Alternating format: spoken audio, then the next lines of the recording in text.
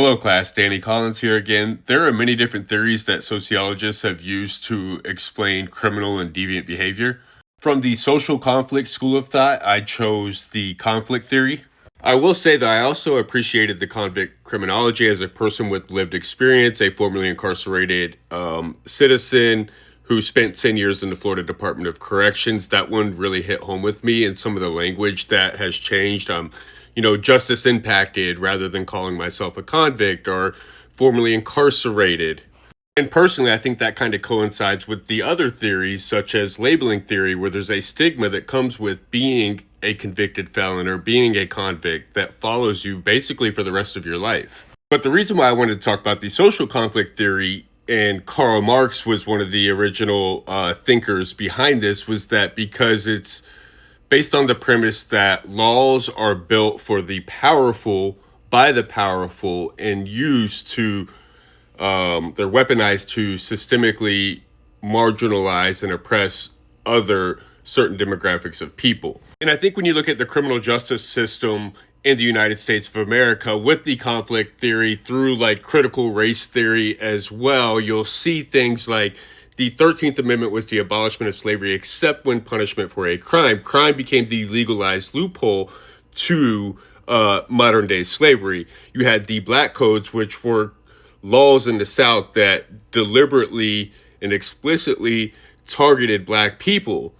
You fast forward 100 years and you had Jim Crow segregation, where black people were denied housing, employment, education, financial opportunities, all based on the color of their skin. We passed the 1964 Civil Rights Act, the 1965 Voting Rights Act, which says you can no longer discriminate based on race. Well, since that time, we've seen an explosion in our prison population, a 700% increase.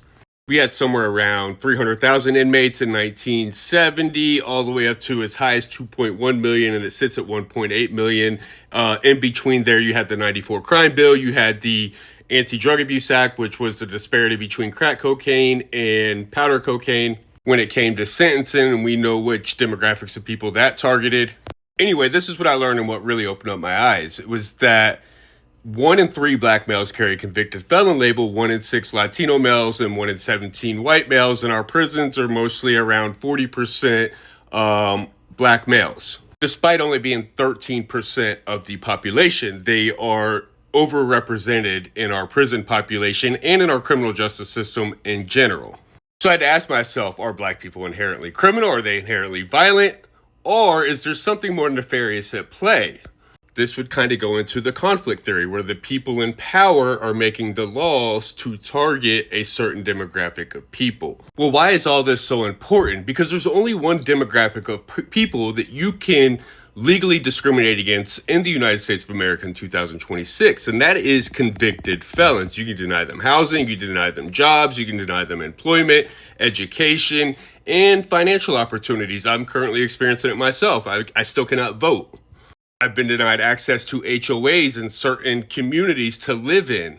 So when I see the parallels between the explosion in mass incarceration after the passing of the Civil Rights Act and the Voting Rights Act, which basically said we can no longer disenfranchise black Americans, we can no longer discriminate against them, to what we see with mass incarceration today, I really didn't think it was a coincidence. So I thought that that was a super important theory to discuss. And to me, that's the most important theory and one that's had the largest impact on our criminal justice system. With that being said, I am a firm believer in personal accountability and accepting accountability for our actions. And there are many people who are exposed to certain environments who never commit crime. There are many people where laws have been designed to target them and they never succumb to that. So personal accountability is also a big thing here. And I do not believe personal accountability and advocating for a more just system are mutually exclusive ideas. I also like these social process theories, and I see how they were pertinent in my life, and it really resonated with me. Talking about self-esteem, I had a lot of low self-esteem as a child. I was bullied. Also, the social bonding. I had, abandonment issues. My biological mother left when I was 1. And I lived 3 streets down from her my entire life. I couldn't tell you what she looked like. So I had a lot of rejection and abandonment issues. And So I started looking for acceptance and validation in all the wrong places. And eventually I turned to drugs and alcohol. And with that became the label of being an addict. So when you're labeled a drug addict, there's a lot of stigma behind that as well. And then I started to believe I was a bad person who needed to become good rather than a sick person who needed to get well.